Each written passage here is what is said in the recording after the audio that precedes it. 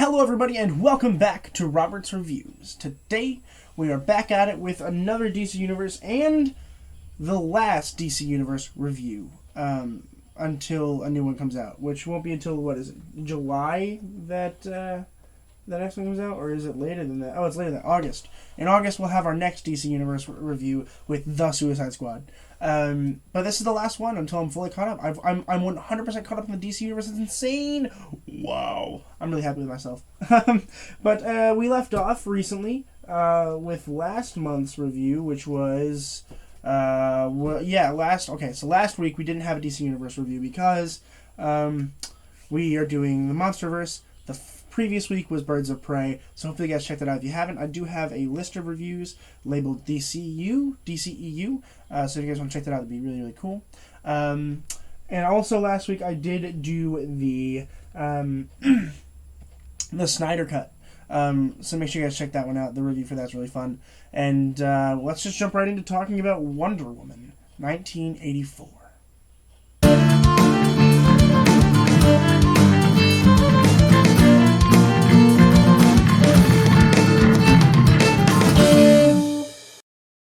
Wonder Woman 1984 was released in 2020, and it was written by Patty Jenkins, Geoff Johns, and Dave Callahan, and directed by Patty Jenkins. So, wow, this was released in 2020. That's insane. That's really recently. I've heard good things about the movie. I've heard bad things about the movie. But I didn't know anything about the movie because I don't care to look into that kind of thing until I personally watch it. And I couldn't watch it until I've watched everything else. So I watched it recently. I watched it like a couple days ago. I'm a little bit behind on filming because my life's been really stressed out lately. I've been super busy with school. If you look over here, you'll see, like, I just got books and notebooks ready to go. So as soon as I'm done filming and editing, I can, like, read and do some notes and stuff. But I'm filming today because I really have to. And I love it. I really do love it. But we're talking about Wonder Woman 1984 today. I'm really excited about it. Not the movie, but I'm excited to talk about it. So for those of you who have not heard about what it's about, no spoilers, but the basic plot line is we're in 1984, and basically Wonder Woman finds this rock. This really, really nice rock. This really weird, super generic nerd finds it. And she's like, oh, look at this rock. And she's like, wow, cool. And she's like, what is it? And she's like, I don't know, it could be a wishing rock. And she's like, okay, wishes for her boyfriend back. Then she gets her boyfriend back, the one that died in the first movie. And essentially they come together to try to figure out what's going on with this rock. And essentially what happens is the bad guy takes the rock and is like, I wish to become the rock. Then becomes the rock. So he, not Dwayne The Rock Johnson, but he becomes the wisher, basically. If you wish on something, he can grant the wish like that, and everyone can have everything they want. The ending is really stupid. I'm not going to tell you what it is, but I will mention it later in the review. Not what it is, but I'll mention my displeasure with it. I don't know where to start with this movie. Let's start at the beginning. Really not great beginning. We just kind of see her crime fighting, which is, like, really dumb for Wonder Woman. It just doesn't feel like she'd be a crime fighter, more so than she'd be, like, it just doesn't seem like her. Like, when you watch Spider-Man swinging around, like, helping old ladies and stuff, you're like, yes, that's Spider-Man. But, like, you don't see Iron Man, like, flying around just doing nitpicky things like stopping a bank robbery. He doesn't care. Wonder Woman, while I get would care, it just doesn't seem like something that would be on her radar, you know? It seems like she's more big picture, whereas, you know, other people like The Flash might be smaller picture. Because The Flash is always like, oh my god, this person is like, oh, and then he saves her, which is really nice. I like that kind of thing. But, like, it doesn't feel like Wonder Woman should be part of that clique. That was my first issue.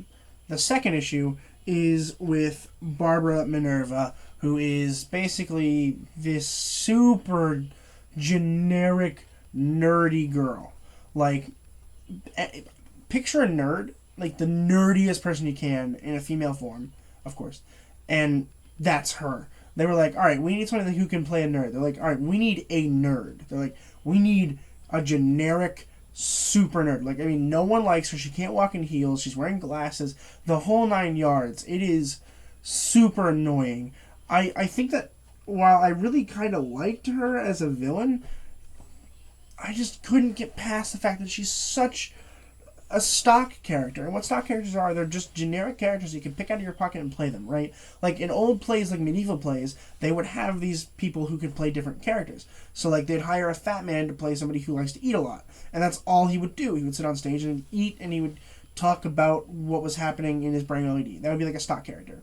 Same thing with like comedy characters, where like you have like the weird guy, and then you have the funny best friend who's cooler than him. That's a stock character, and this is very stocky. It is very like, that is a nerd, and she's here to play a nerd. You know it from the start. That's kind of an issue with me. The next issue I had was with the other villain, which is Pedro Pascal's character. What's his name? His name is Maxwell Lord. That's right. Really awful character. Didn't like him almost at all. I think the idea is really cool. I do. I think it's really cool that you can have the idea where he can make wishes and like grant them or not grant them. It's really fun. But like his reasoning behind it's really weird. He's like, I just kind of want to do it because I deserve more. I want to be the best. And it's like, okay, well, whatever. I hate that evil for evil's sake thing. However, the idea is really cool, and I liked that was like the main focus of the film. I did. The issue that I had was the ending of said issue, which was really freaking dumb. It was almost as dumb as Batman v Superman's Martha scene. Almost. Not quite, but almost. I really didn't like it at all. I didn't like the bad guy, the way that it was done. I like the idea of it. I like Pedro Pascal a lot, but overall, not really a big fan of the thing. The good news is that this movie has a lot of really fun action scenes. And all of it is highlighted by that fantastic theme. It really is a thumping theme. It's great. The soundtrack for this movie is fantastic. I think Gal Gadot did a fantastic job. I really do like Wonder Woman and Wonder Woman movies in general. But I don't like a lot of the stipulations that this movie decided to put upon itself. It put itself into a corner for the ending. It's like, okay, how do we write ourselves out of this corner? Which is what it really felt like, which is really annoying to me. Let's go ahead and start talking about the acting. Start with Gal Gadot as Diana or Wonder Woman. Flawless, really, almost flawless, except for the fact that she's making up powers as she goes along. Which, not even going to get into that. If you want a video about me explaining her powers, it'll be a long video, but I'll make one. Generally, she's really, really great. I really do like her. I think she's a perfect Wonder Woman. I don't like the way that they're writing Wonder Woman sometimes, but I don't think it's Gal Gadot's fault. I do think it is the writing fault. Chris Pine as Steve. I loved Chris Pine in the first one. I did. I loved it a lot. I didn't particularly like him in this one. I think he was too funny, and honestly, the roles were kind of reversed between him and Wonder Woman in this movie, and I just didn't think it worked as well as the first one. It just didn't for me. It didn't click. I don't think he was perfect. I don't think it was even that great. I think it was fine. It felt more like they were like, oh, we signed a 2-year contract with him, but we don't really know what to do for the second one. What do we do? And they're like, oh, this is an idea. And it's like, okay, fine. Not the best use of Chris Pine.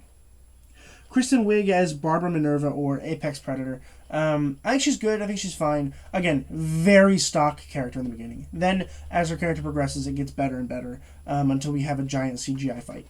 But her acting, I can't complain about it. I do like Kristen Wiig. But the CGI in the end was kind of not good, and I think she's very stocky in the way that she played this, which I don't think necessarily was her fault more so. And again, I think it was the writing and the directing's fault, which just were not up to par with the first one. And finally, Pedro Pascal as Maxwell Lord. I think Pedro Pascal did really good. I think he was fine. Again, I think it's the writer's fault for just writing a crappy version of a character. I didn't like the writing and the directing of this film. I think it's like the only issue that I had was like the writing and the directing just were not very good. One big thing that I liked about the first Wonder Woman movie was that it was a period film, right? Like when we had Captain America, the First Avenger, right, which is a period film that takes place during World War One. I think it's World War One. I don't know. It might be World War Two. It doesn't matter. It takes place during a set time period. I think it's World War Two. A set determined time period, right, which makes it a period film. This one is set, well, the first Wonder Woman movie is set back during another World War, which are very popular movies. And it felt really good because it felt very much like her, you know, it was a war and there was a reason for her to be there. This one's set in 1984, and I don't know why it's so important that it's 1984 that's in the title. It's a dumb title for a movie, but whatever. And it did not feel like a period film at all. It felt very modern, and I think that's where they kind of lacked my interest. Because before I was like, okay, there's a war brewing, there's actually a threat. And that's when I was like, whatever. And then the writers just backed themselves away from their fight, and it was really dumb. Overall, not a very good movie, but again, the Wonder Woman sequences were really fun. I really liked them. I do like Wonder Woman. I think that there were a lot of really good sequences in this film, but there were also a lot of bad sequences in this film. And so I'm going to go ahead and give Wonder Woman 1984 a B-. I think a B- is fair.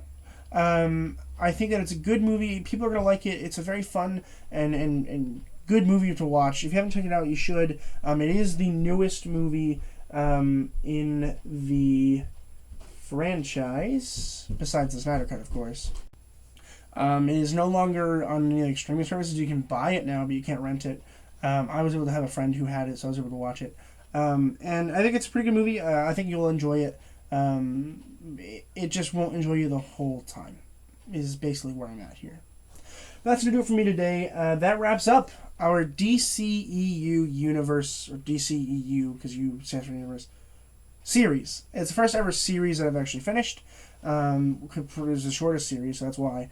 Thank you for those who have watched the entire series. I appreciate it. For those of you who watched them all straight through, hello. I hope you guys are having a great night, because it's probably nighttime if you're watching all of them. Just so you guys know, I am going to be ranking every DC Universe movie on Saturday, April 10th, sorry. I'm not going to be including that video in this format, in like the playlist or whatever. It'll probably be in the format of a Robert's Ranks review. That is a pending title. I don't know exactly what I'm going to call it yet, but I think I'm going to call it that. So if you guys want to check that out, please check that out. It comes out on April 10th in the morning, so check that out. I'm really excited to film it. It should be really fun.